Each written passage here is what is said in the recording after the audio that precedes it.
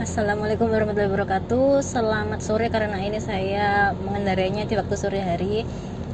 Apa kabar semuanya? Mudah-mudahan kita selalu diberikan kesehatan, dimudahkan dalam mencari rezekinya, selalu dimudahkan dalam segala urusan, selalu didekatkan pada kebaikan dan dijauhkan dari keburukan oleh Yang Maha Kuasa. Amin. Hari ini saya mau jalan-jalan sore ya, sambil memanasi mobil karena lama nggak dipakai. Ini lama nggak dipakai ini mobil Innova ini. Jadi harus sering dijalankan. Kalau mobil lama didiamkan ya mangkrak di garasi kan, nanti jadinya juga kurang bagus. Terlalu sering dipakai nanti juga jadinya ada penurunan dari performa mobil itu sendiri. Jadi saya di sini mau membagikan pengalaman bagaimana rasanya memiliki mobil Innova ya. Selama memiliki mobil Innova ini, apa yang saya dapatkan, apa yang saya rasakan. Dari kelebihan dulu ya. Kalau dari kelebihan, yang pertama itu saya suka mobil ini besar. Sudah saya sebutkan sebelumnya di short video. Kalau mobil ini besar, saya suka dimensinya besar sekali untuk bawa teman jalan-jalan, untuk bawa keluarga healing-healing gitu, bisa muat banyak. Kalau penumpangnya sesaya, itu dulu pernah muat 10 apa 11 malahan gitu ya. Jadi mobilnya besar, saya suka sekali. Terus kalau mau bawa barang banyak juga bisa. Yang bagasi yang baris 3 di belakang itu dilipat ke atas, itu sudah banyak sekali ruang untuk membawa barang. Lalu ini ya, ini AC-nya dingin sekali. Ini enggak, gimana ya, AC-nya ini pas gitu loh, langsung ke sini, ke tangan pengemudi. Jadi kalau ini dibuka, nggak ditutup ya. Kalau ditutup sih nggak apa-apa, tapi kalau dibuka ini, kalau lebih dari 1 jam nyetir itu rasanya kayak keripik tangannya.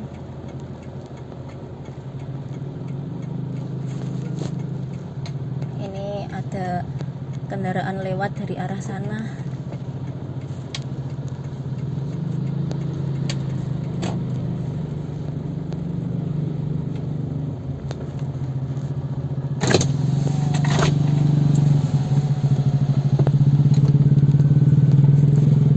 Makasih Mbak.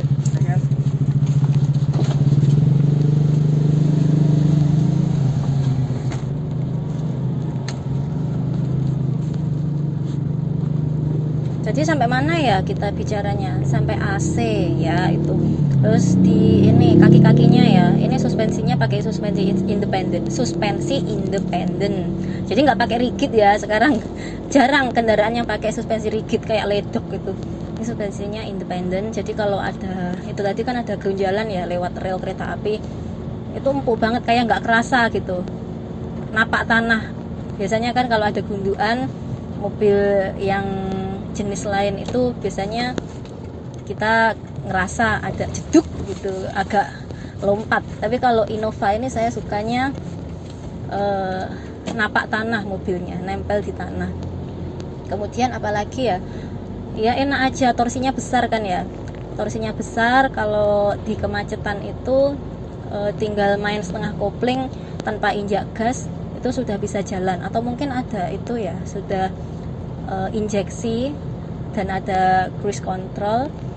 Jadi tarikannya itu menyesuaikan kebutuhan, mungkin seperti itu ya. Karena misalnya seperti ini ya, ini kan berhenti mau nyebrang. Kalau mobil karbu, yang pernah bawa mobil karbu itu harus pas ya, antara gas sama kopling itu harus pas. Kalau nggak pas, mesinnya bisa mati. Tapi kalau di kendaraan injeksi itu enggak. Apalagi yang diesel. Kalau mobil diesel terkenalnya itu meskipun kegedean gigi, salah gear gitu ya. Misalkan di start di angka 3 atau pas belokan pelan di gear 3, itu dia nggak akan mati. Meskipun kegedean gigi, kalau mobil diesel itu tetap jalan. Karena ini kan diesel ya. Kegedean gigi pun bisa tetap jalan. Tapi saya tetap disiplin, kalau untuk start selalu 1, insya Allah. Itu torsinya gede, enak banget. Yang bilang boros ya bisa dikata boros sih kalau dipakai sendirian gini. Kalau penumpangnya satu, ya boros kamu. Kalau pergi sendirian, kenapa harus pakai mobil keluarga yang kapasitas penumpangnya lebih dari 2 kan ya? Kenapa harus pakai 1 orang gitu? Kalau misalkan 1, ya pakai aja mobil yang kecil, yang 1000 cc-an, itu cocok untuk kamu bepergian sendirian. Ini mungkin yang bilang kalau boros itu dia sendiri, terus bawa Innova. Ya mesti, karena kamu kan kegedean torsi. Sedangkan untuk membawa 1 penumpang nggak perlu mobil yang gede-gede. Mungkin itu yang dimaksud. Kalau di jalan itu ini nggak pernah lihat indikator bahan bakar. Mungkin bagi teman-teman yang lain pernah bilang ke saya, kalau Innova bensin itu saya selalu lihat indikator BBM loh. Mesti harus tahu di mana ada pom. Nanti tahu-taunya kehabisan gitu ya. Itu yang saya rasakan. Pokoknya untuk kenyamanan Innova ini juara. Dulu pernah ditawari beli Avanza baru piye gitu, dengan budget yang sama saya memutuskan untuk beli Innova bekas aja daripada Avanza yang baru. Pertimbangannya ya karena kenyamanan, karena sebelumnya sudah pernah nyoba kan ya, punya temen all new Avanza dengan harga yang sama dapat baru atau yang bekas. Yang bekas aja yang penting nyaman. Akhirnya dapatlah Innova bekas diesel ini. Tapi dulu saya carinya juga ya agak lama ya, dari Panther Sporty. Dulu kan punya Panther Sporty, saya bawa Panther Sporty, saya bawa kuliah, tapi juga jarang sih. Itu dulu dari terjualnya Sporty sampai dapat ini selisihnya 9 bulan apa berapa. Memang saya bener-bener cari yang masih bagus gitu, yang ball jointnya masih di goyangkan itu nggak goyang gitu, yang kaki-kakinya masih bagus. Terus saya suruh yang nyetir itu yang punya itu, saya suruh nyetir, saya ikut gimana caranya nyetir, diajari. Kalau pengemudinya itu ketika berhenti dia memutar setir, itu saya urungkan untuk membeli mobil itu. Kalau dia waktu berhenti terus muter setirnya bersamaan dengan mobil jalan, itu saya buat pertimbangan lagi gitu. Jadi ya dapatnya dulu harganya agak tinggi tapi barangnya bagus, daripada harganya lebih ekonomis gitu ya, harganya di bawah pasaran tapi kita harus ke bengkel, terus habisnya lebih banyak. Kalau dikalkulasikan kan harganya lebih mahal. Jadi kalau menurut saya lebih baik kesehatan yang diutamakan, harganya agak mahal nggak apa-apa, meskipun kalah tahun nggak apa-apa. Jadi nggak gampang bengkel gitu loh. Kekurangannya apa ya? Gede mungkin. Enggak sih, belum nemu kekurangan. Kalau saya pakai Innova diesel ini belum nemu kekurangan. Yang dikomparasikan apa kalau cari kekurangan? Kalau memang sudah suka dengan satu kendaraan, ya sudah, dirawat, diperlakukan dengan baik. Jangan selalu dikomparasikan bagusan yang sana ya daripada yang ini, jangan begitu. Kalau sudah punya, ya dirawat, disukai. Jadi punya mobil itu tergantung pemiliknya. Kalau mau usia pakainya lebih lama, ya dirawat. Jangan jorok ya. Kalau diesel kan nggak boleh jorok. Nggak boleh jorok itu dalam artian harus rajin ganti oli. Jadi biar nggak berkerak gitu. Sampai berlumpur gitu kadang kan ya. Saya pernah tahu itu mobilnya teman diesel tuh, dia nggak pernah ganti oli. Ngapain ganti oli, orang masih bisa jalan gitu. Jadi dia waktu ke bengkel katanya lumpur toh, itu dibuka filter solarnya itu ya, lumpur tok, jangan lumpur tok gitu. Iyalah kamu jorok, jarang ganti oli, padahal mobil diesel itu kan yang utama oli kan ya, oli sama filter. Saya mau nyampe ini mana ya tempatnya. Bisa dilanjut nanti mungkin ya saya sharingnya.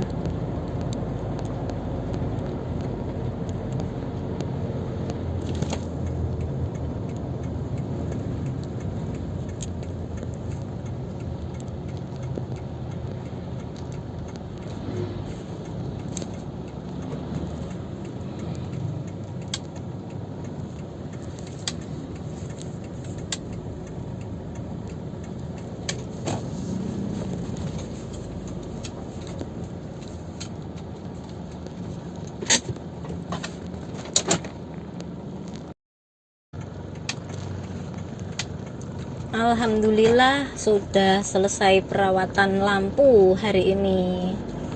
Jadi tadi ngobrolnya sampai mana ya? Sampai lupa tadi. Apa kekurangan ya? Kekurangannya apa? Mungkin delay ya. Kalau Innova Diesel ini kalau kalian terbiasa pakai mobil bensin yang konstan gitu, kalau pakai diesel apalagi tahunnya ini kan tahun 2010 generasi kedua, jadi kalau digas akselerasinya itu kayak delay apa overbore bukan ya, enggak sih, enggak overbore, kayak delay gitu. Namanya mobil diesel disamakan dengan bensin, bukan segmennya sih ya, agak delay, masih apa blur. Tapi sebenarnya nggak blur kalau menurut saya, ini sesuai dengan jenisnya. Ini kan bukan mobil sport, jadi kalau mobil MPV saya rasa ini sudah cukup mumpuni dengan torsinya sekitar berapa itu kemarin lupa, 145 ya, bukan 145 Newton meter apa 145 horsepower, jangan udah lupa sih. Kalau soal angka-angka saya gampang lupa. Kalau suara dari luar itu suaranya kan diesel banget, tapi kalau sudah ditutup di dalamnya ini suaranya halus, redup, apa, senyap, sunyi. Hampir saya nggak menemukan kekurangannya ini. Ya kalau dibawa di perkotaan mungkin yang ada gang-gang kecil, mobil ini kurang cocoknya karena bodinya besar. Kalau gang-gang kecil gitu ya Pak, bawa mobil yang bodinya kecil aja. Radius putarnya juga oke. Enggak. Radius putarnya kalau dibandingkan Zebra, karena biasanya pakai Zebra sih. Kalau Zebra itu ya ngerti sendirilah, long van, radius putarnya segitu. Ini radius putarnya oke. Apa ya kekurangannya? Belum nemu, atau mungkin saya yang nggak peka ya. Nggak ada kekurangan. Hampir susah menemukan kekurangan, atau mungkin saya belum pernah mengkomparasikan dengan mobil yang lebih bagus, yang lebih muda tahunnya, atau dengan level di atasnya dengan segmen yang sama. Mungkin menurut teman-teman apa sih kekurangan dari Innova Diesel ini? Perawatan, sekarang perawatan ya. Mobil diesel itu sebenarnya perawatan yang utama itu ya oli, filter harus sering dicek.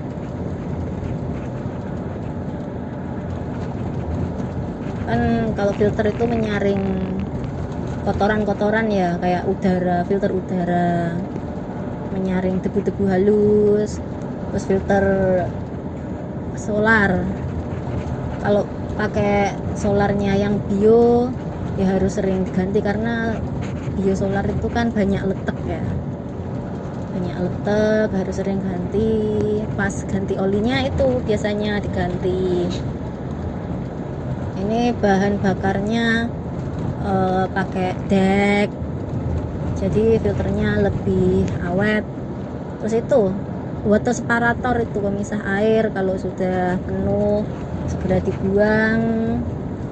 Dan juga ini nggak pernah ya kalau kapasitas solarnya itu kosong sampai hampir kosong, itu nggak pernah. Kita mendekati indikator di setengah tangki harus segera memenuhi, karena takutnya kan kalau ada ruang di dalam tangki itu kita kayak takut sendiri gitu loh, nanti jangan-jangan bahan bakarnya menguap terus jadinya masuk angin. Jadi tangkinya itu kalau bisa ya selalu full gitu.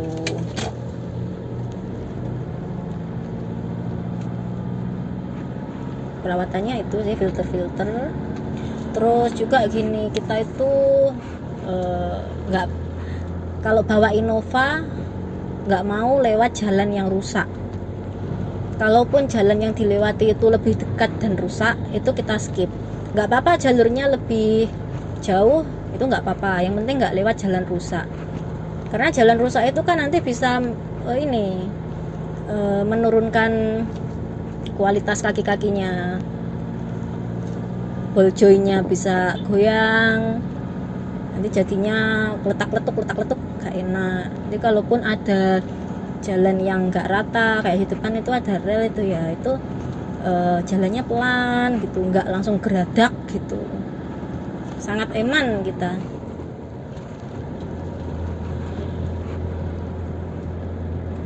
Di depan ada rel ini kan nggak rata ya. Kalaupun relnya rata, kita itu juga selalu jalannya pelan banget.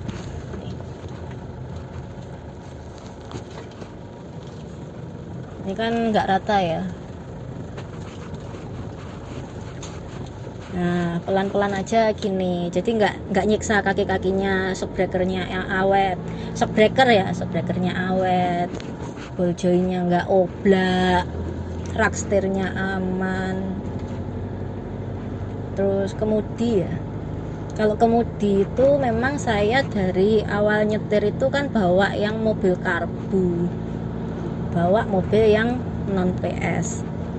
Itu saya sudah terbiasa membelokkan setir itu dalam keadaan mobil sambil berjalan, nggak pernah memutar setir saat kendaraan berhenti. Itu paling anti saya, meskipun saya itu kurang paham ya tentang sistem kemudi, tapi kasihan aja gitu loh dengan sistem kemudinya yang harus bekerja lebih ekstra karena posisi kendaraannya berhenti, setirnya diputer. Aduh, saya gemes banget tuh kalau ada pengemudi yang mobilnya berhenti lalu diputer.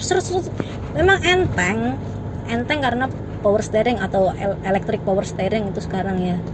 Tapi kalau sudah terbiasa nanti akan menjadi kebiasaan, menjadi agak cering nih.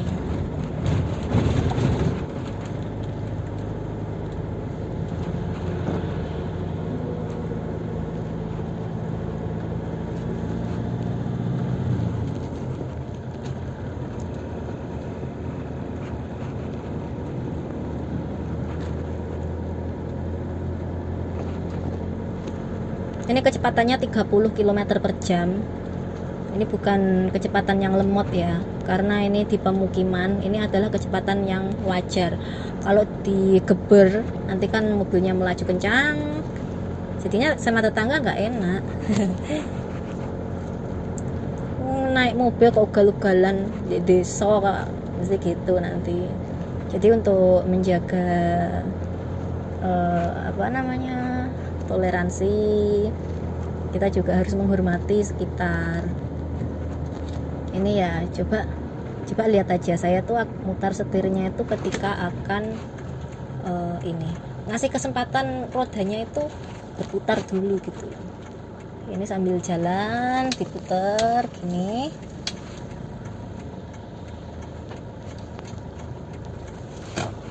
Nah, ini kan saya mau mundur masuk ke sana. Ini sebelum mundur ini saya belokkan sedikit begini. Nah, gitu. Bentar, buka gerbang, mau masuk, kasih tanda bahaya dulu.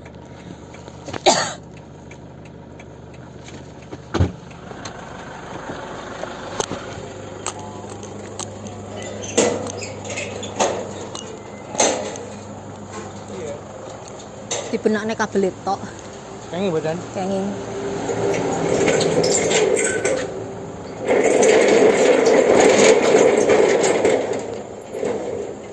Saya lebih suka kacanya dibuka karena sudah gelap. Mau etret. Hati-hati kalau mau etret, perhatikan kondisi lalu lintas sekitar. Oh, kurang maju ya, maju dulu, nggak apa-apa maju mundur, daripada mobilnya kenapa-napa. Saya lebih memilih spasi yang agak gimana, terlalu berlebihan, boleh dikata berlebihan lah, wong saya ngeman kok. Apalagi ini mobilnya bapak ya, kalau bawa mobil bapak itu mesti kayak takut gimana.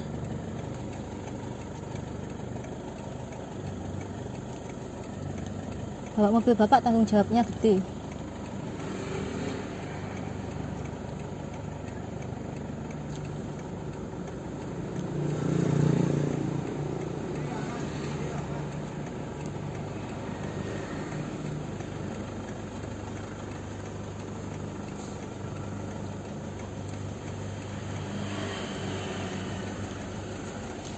kasih kesempatan muter terus maju.